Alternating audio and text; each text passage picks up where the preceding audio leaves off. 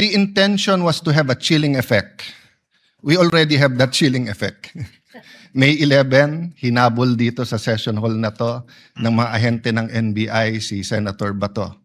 May 13, nagkaroon ng enkwentro, putukan, pinipilit ng NBI na hindi sa loob ng Senado, but we have all the evidence that it was inside the Senate. Other incidents, I do not want to evoke a reaction or debate because I want to respect my fellow senators. Much of this has been vented in the media, is in court.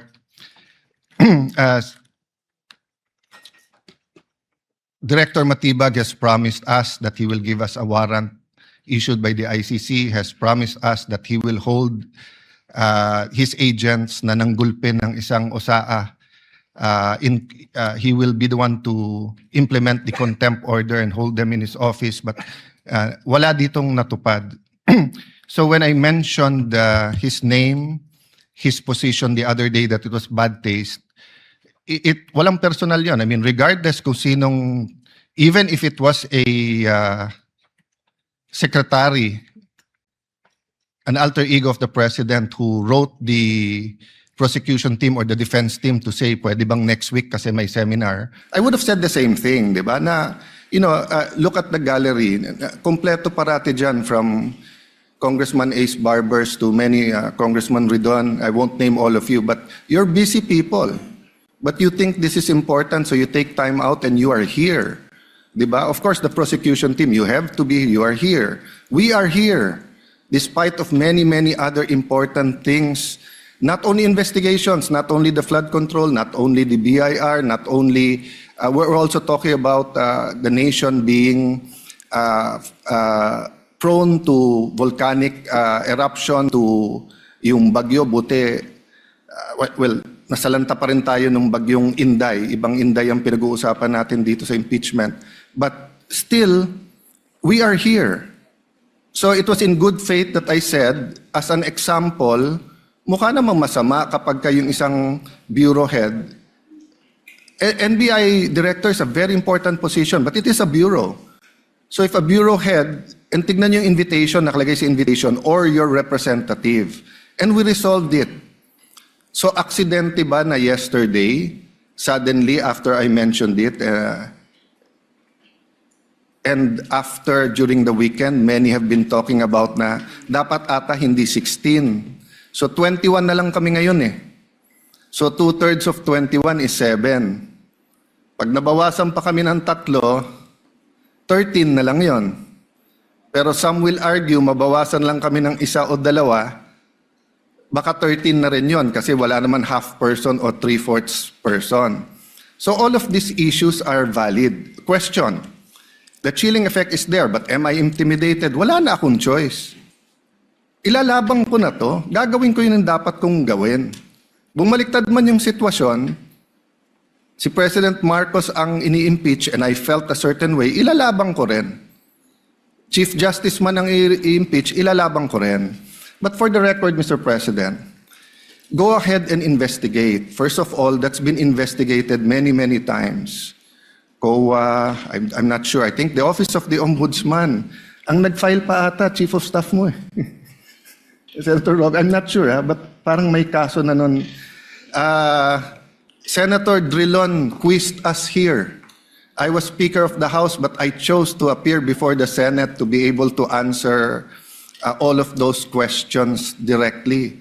The SEA Games, paulit-ulit yan. Biktima na ng speakership ng 2019 yan. Nahuli namin yung PR na sinabi, kikiam, pinakain daw mga Muslim ng baboy, when it was chicken longganisa na pinakain, pero nasiraan na tayo sa Malaysia, Indonesia.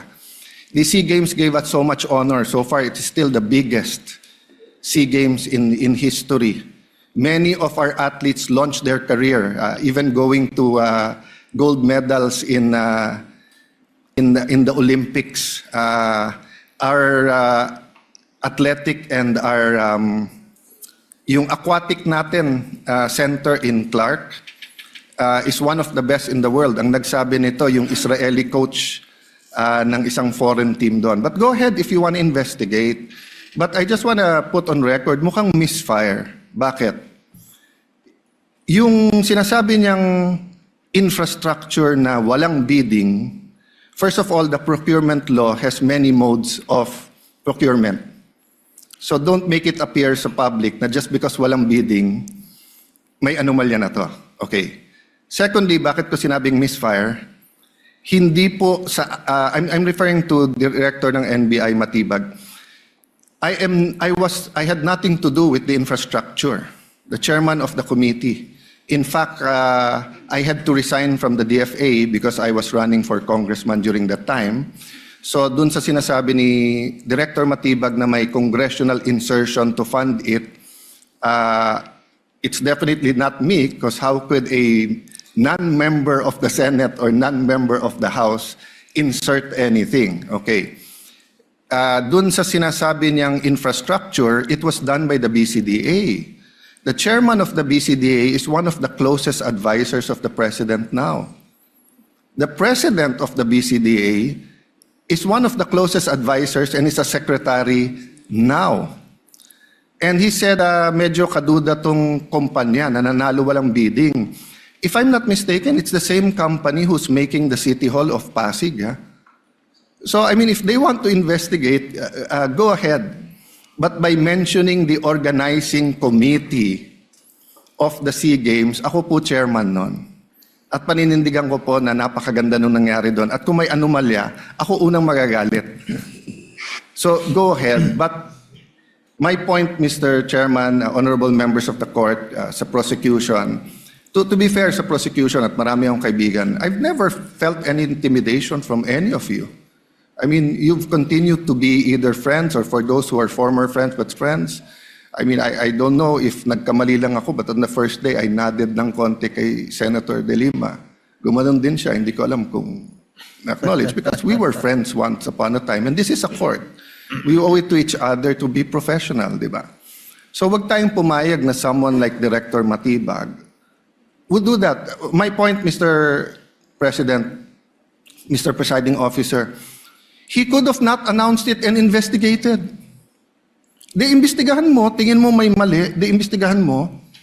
But it is unfair to me and unfair to the court that kung kailan siya patatawag siya sa Monday, intimidate mo ako, hindi kita tatanungin sa Monday dahil mag-a-announce ka na iimbestigahan mo. Tapos sasabihin mo may insertion, tapos sasabihin mo hindi liquidated po lahat yun. So, let me talk of unfairness. Hindi ba unfair? Kung ako, babalik na rin ko, sasabihin ko, inimbestigahan ko na rin kahapon eh.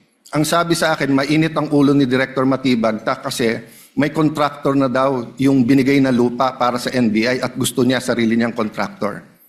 Or would that be fair to him? No. It would be a marites accusation. So that's the same thing he announced yesterday. A marites accusation towards me that affects this court because I am now a senator judge. So I hope this is the last time that I'm going to have to speak about this. But definitely we've been speaking about this, binabawasan talaga kami.